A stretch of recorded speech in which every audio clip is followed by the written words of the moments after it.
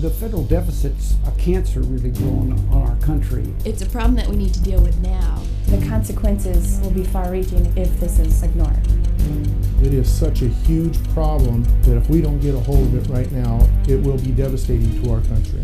We need to fix this problem before it becomes unfixable. The American Farm Bureau Board of Directors believe that fiscal responsibility is a top priority for the American Farm Bureau. That's why the Federal Deficit Task Force Committee was put together. And we were put together to look at the deficit spending and what the consequences of deficit spending would mean to us in the future. We've heard from numerous experts from all fields of Social Security to Medicare, you name it. We've heard from those experts, and they're all concerned about the amount of spending that we're doing at a federal level, and we need to bring that spending under control. As of the 1st of May 2009, the federal debt totaled $11,208,076,192,300.55. That's a huge number. If you just stacked up $1 bills, the pile would go from here to the moon and back to the moon again. Every one of you owes the other countries who hold our debt nearly $11,000. And in total, your share of the national debt comes to nearly $37,000.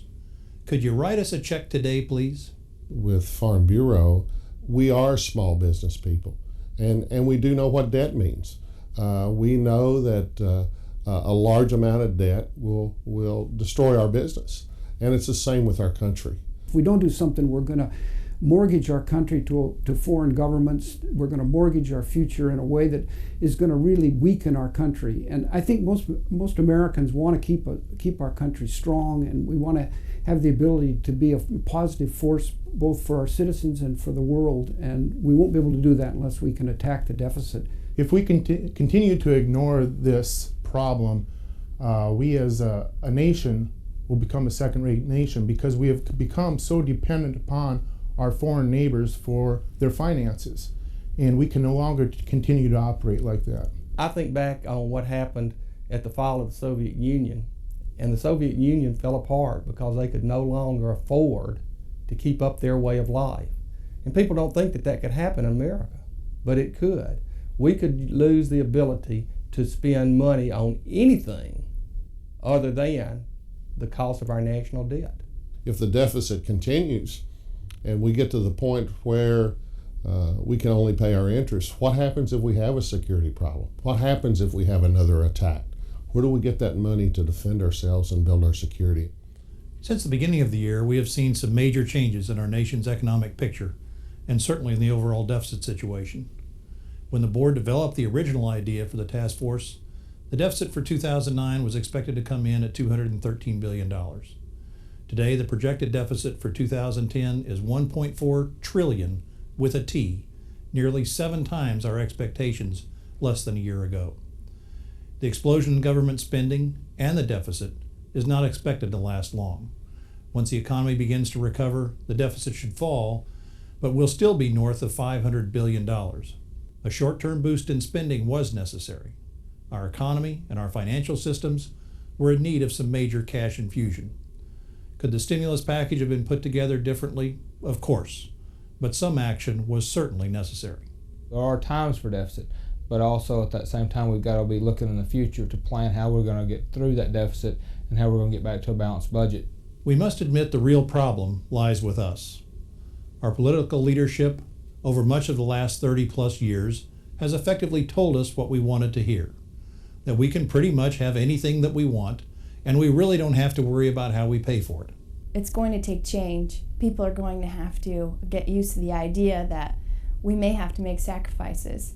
If you think it's tough now, what will it be for your kids? It may be an unsurmountable task at that point. Today we can make a change that may be tough to do, but it's not impossible. And if it gets completely out of control and goes further and further, it could be a task that we can't get over and can't get around. Our federal debt is just a collection of all the annual deficits we've run since the beginning of the country.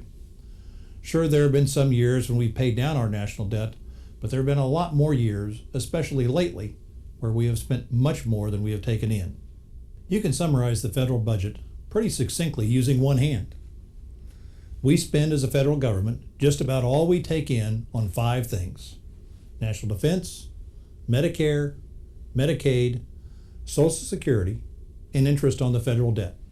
The problem is, unless there are changes, their projected spending path will consume our entire revenue budget. This will leave no money for any of the other parts of government, like bridges, or schools, the FBI, or even farm programs. So something has to give. Interest on the debt is non-negotiable. The government has to pay it, unless we're ready for other nations to call in our debt, and we're not. The task force considers national defense to be off the table. It's just too important to face cuts. Social Security has become so important to our society. For a lot of folks, it's the only retirement they have. For Social Security, there's some really concrete things that we can do to fix it. They are tough decisions to make, though. It's either increasing taxes or reducing benefits out in the future. The number one issue that we found out is that you simply cannot balance the budget. You cannot reduce the deficit to balance the budget unless you get your arms around Medicare and Medicaid. It is the 800-pound gorilla in the budget deficit. One of the things that we learned is it's not necessarily providing services or the number of people who will go into the healthcare system. It's the cost of that healthcare and how it has risen so much faster than normal inflation. Medical costs are increasing faster than our growth in the economy, and by doing so, they are on an unstable path or unsustainable path. In fact, Congressional Budget Office says if we don't make any changes, by 2070 or so, Medicare and Medicaid will take up all of the federal government revenues. When you look at the statistics, the different areas of the country have very different medical costs. Some cost twice as much as other areas, and the outcomes are no different are no better in the high-cost areas. I figured if you went in for a procedure in Neosho, Missouri, which is where I live, and you went into the same procedure in Alabama, it'd be relatively the same cost. I've learned that that cost varies so much from state to state, and even the procedures that they use vary from doctor to doctor. I was a little shocked on that. We believe that there are a number of things that have to happen. Number one, we have to reduce hospitalization, hospital stays. Number two is we have to use information technology in a different way so that we can provide health care in a fashion that's less expensive. Number three, we have to be in a position where there are accountable care organizations that make sure that there's a single gatekeeper where people make decisions to reduce the cost of health care in the future. And once we start making those kind of decisions, once we have policy that helps us make those decisions, we think that we can reduce the cost of health care to all Americans. We have already taken a significant share of reductions in farm payments, but I think our Farm Bureau members will also agree that we cannot be at the table talking about significant cuts in the federal budget unless we also say that USDA is open to similar kinds of cuts. I think farmers and ranchers are willing to be at the table and contribute their share. Any cuts in farm programs or any increase in taxes needs to go directly to reducing this deficit, reducing this debt we're carrying. Let's clear up a couple of misconceptions right now.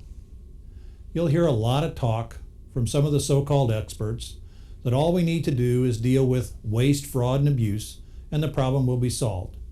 Another good one is that it's all because of earmarks. These earmarks only total about $30 billion. A lot of money, certainly, but compared to a total federal budget of more than $3 trillion, foreign aid also totals less than $30 billion. So eliminating both of these activities would not go very far toward bringing things into balance. It just doesn't stack up. That's a nice political solution, but that's just a drop in the bucket.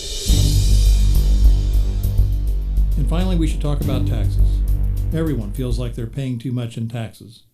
But after we address all politically possible spending reductions, realistically, the budget will still be in the red. So if you can't do it all with spending cuts, you have to talk about raising revenue. And raising revenue usually means raising taxes. Tax is one of those necessary evils because we all benefit from taxes. I didn't expect that I would be okay with higher taxes. I have a problem with higher taxes. I think the government is supposed to be involved in only a few key areas, but after I see a lot of the numbers, we're below our historical average as far as income to the government, and unless we cut a huge amount of the programs that a lot of people enjoy today, we need to increase our revenues. First of all, I don't like taxes. I certainly don't like taxes that are used for purposes that don't benefit me directly.